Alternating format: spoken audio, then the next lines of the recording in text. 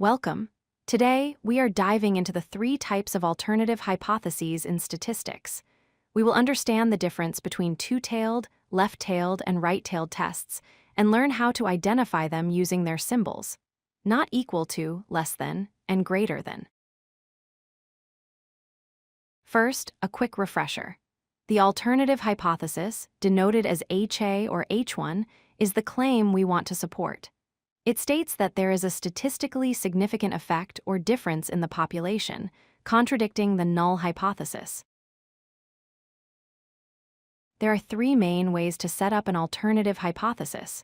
First, the two-tailed test, which uses the not equal to symbol.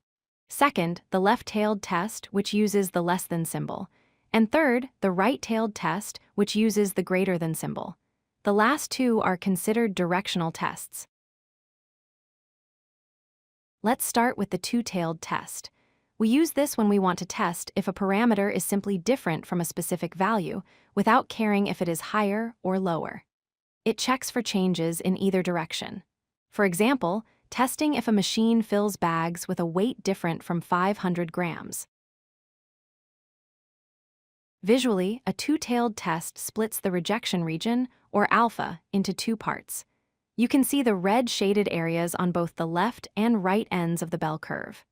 If our test statistic falls into either of these red zones, we reject the null hypothesis. Next is the left-tailed test. We use this when our hypothesis specifically claims that the parameter is less than a value. We focus only on the left side, looking for a decrease or reduction.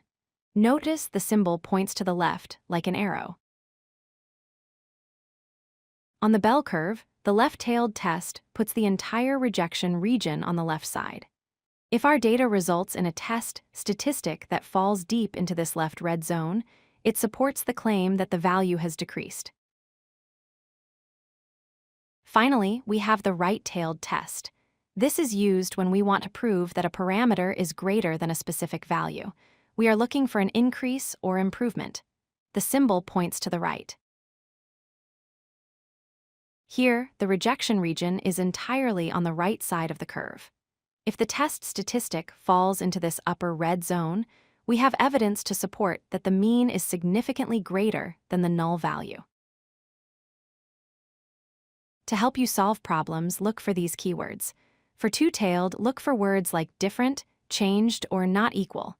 For left-tailed, look for less than, decrease, or lower.